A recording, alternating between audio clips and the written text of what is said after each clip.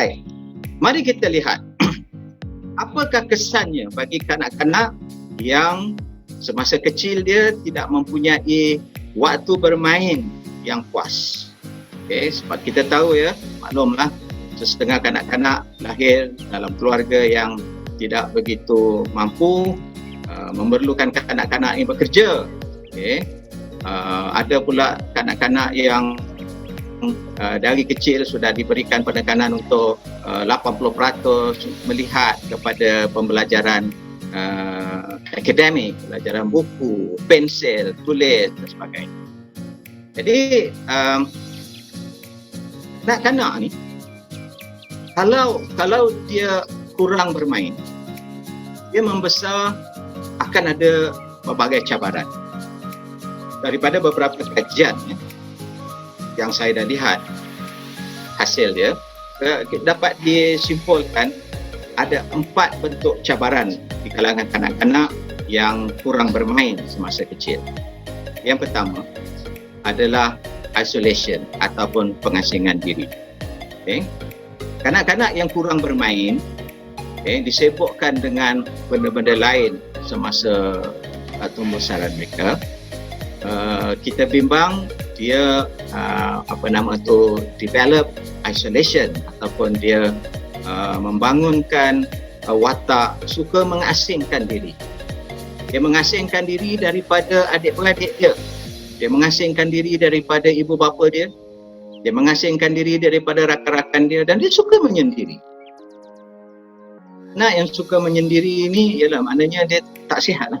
Dia memerlukan intervensi yang lain pula. Cabaran yang kedua ialah kemurungan, depression.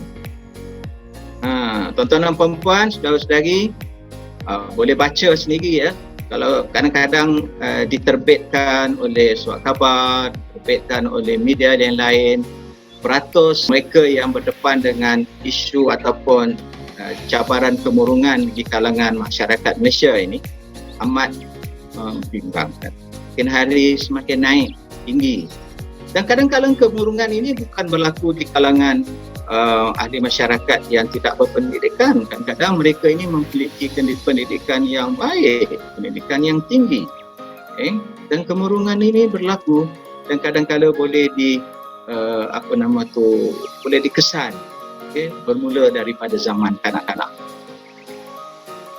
Ini konkretkan hanya apabila kanak-kanak tidak dapat peluang bermain. Apakah lagi dengan keadaan sekarang ni yang ada gangguan dengan jangkitan apa? Jadi ini akan menambah lagi kemurungan. Dahlah dengan tiadanya peluang untuk bermain. Jadi ditambah lagi dengan situasi-situasi semasa sebegini, ia akan menambah lagi kemurungan seorang individu itu. Hanya dengan bermain, tapi apabila bermain itu kita memahami dengan baik, insya-Allah dia akan membina satu individu yang lebih lengkap, yang lebih sempurna, insya-Allah. Masuk obat teruskan. Okey, betul. Saudara Fakrani ya. Dalam zaman kanak-kanak tu menyebabkan kemurungan. Dengan keadaan hidup hari ini yang lagi banyak cabaran ya, dia boleh menambahkan lagi kemurungan tersebut. Kita tak naklah negara kita ni ramai sangat orang yang murung ya. Sebab peluang ekonomi, peluang pekerjaan, peluang untuk maju ke hadapan di negara kita hari ini luas terbentang. Kita boleh bersaing dengan ahli ekonomi antarabangsa dan kita sekarang ni dah mula meneroka kepada pasaran antarabangsa untuk produk dan perkhidmatan orang Malaysia. Jadi kita tak nak orang yang murung. Kita nak orang kita semua sihat, yang segar, dapat berfikir dengan waras pada setiap masa. Baik, cabaran yang ketiga tuan-tuan dan puan-puan ialah kawalan diri yang rendah. Manusia ni dia menjadi seorang yang baik, yang hebat sebab manusia ada kawalan diri, self control. Kita ada locus of control lagi. Kita ada punca kawalan diri. Okay? Nah, apabila seorang manusia berdepan dengan sesuatu yang baik, dengan sesuatu yang buruk, dia mesti berupaya untuk memilih yang baik dan menempelak yang buruk. Kan? Kenapa ada orang muda kita hari ini terjebak dalam dadah? Orang tak tahu ke dadah tu tak baik? Tapi tahu. Siapa tak tahu dadah tu tak baik sebab cerita dadah tu tak baik kalau disalahgunakan, berada hampir di mana-mana, diceritakan hampir setiap hari. Kita ada agensi anti dadah pula lagi, satu jabatan khas dengan bajet kerajaan tubuhkan pusat anti dadah. Tapi kenapa juga anak-anak muda kita, orang tua pun ada juga, kanak-kanak pun terlibat juga hari ni dengan gejala dadah. Kenapa tuan-tuan? Sebab punca kawalan diri mereka secara peribadi amat lemah. Tahu benda tu tak baik tapi teruskan juga, maka berlaku ketagihan. Inilah yang salah satu lagi masalah yang dihadapi oleh masyarakat Malaysia dan juga kerajaan kita. Kita cuba berteras, anak-anak insyaAllah ada kejayaan. So, kajian menunjukkan anak-anak yang tidak puas bermain masa kecil, mereka mungkin mewarisi masalah kawalan diri yang rendah. Locus of control atau kontrol kawalan ataupun punca kawalan diri mereka adalah dari luar. Orang luar ataupun elemen luar yang menentukan tindakan mereka, bukan daripada dalam. Ini yang masalah. Ini ibu bapa kita kena beri perhatian tengok anak-anak kita. Latih mereka, asuh mereka supaya mereka mempunyai jati diri yang kuat, jati diri yang positif, yang sehat, agar mereka memiliki punca kawalan diri dalaman yang kuat. Cabaran tu ya tuan-tuan. Cabaran yang keempat di kalangan anak-anak yang besar tapi tidak puas bermain ialah kurangnya ketahanan. Berdepan dengan sesuatu cabaran, cepat mengalah. Okey. Belajar umpamanya dekat sekolah kan, susah nak dapat pelajaran yang diajar oleh guru, cepat mengalah, cepat rasa bosan, baru nak belajar mak bapak kata bacalah mengajilah. Dia kata apa, boring lah mak, boring lah umi. Apanya boring? Sebab dia tak tahu apa maksud boring, apa maksud bosan.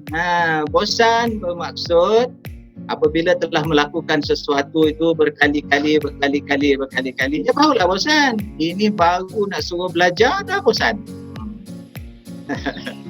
Bukan bosan ya tuan-tuan.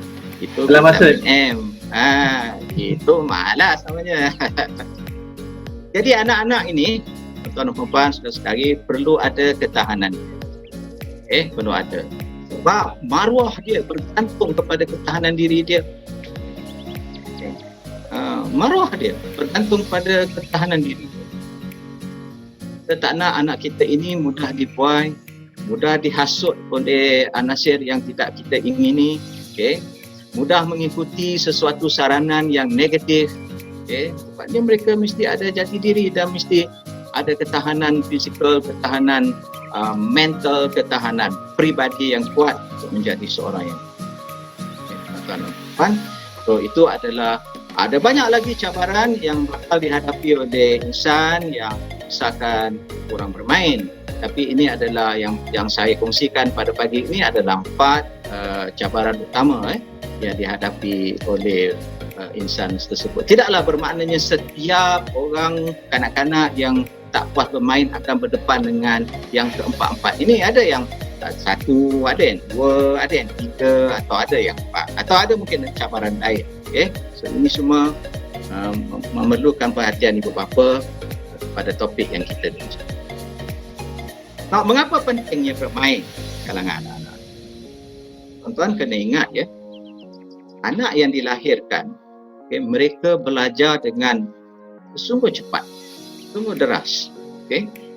Dengan seorang bayi, dia mampu menyerap banyak maklumat di sekelilingnya, umpama sekeping span. Now, the moment seorang bayi baru lahir, diperkenalkan kepada ibunya untuk menyusu, dia akan tahu detik yang akan datang bila dia lapar, diberikan susu ibu tu, dia tahu di mana nak pergi, nak cari dan apa nak buat. Cepat betul anak ini belajar, tuan-tuan dan puan-puan. Dan anak-anak ini secara lumrahnya, lazimnya, tanpa kita sogok, mereka akan terus membesar, belajar dan belajar setiap hari, sehinggalah akhirnya mereka belajar menyarap, merangkak, dan belajar berdiri, bertatih, berjalan, berlari dan seterusnya. Lepas tu dia nak belajar benda yang lain. Sebab itu belajar dan bermain ini adalah merupakan dua perkara yang tidak dapat dipisahkan di kalangan kanak-kanak, ya. Kita tak boleh pisahkan. Sebab itu kita perlu melihat aspek bermain ini dengan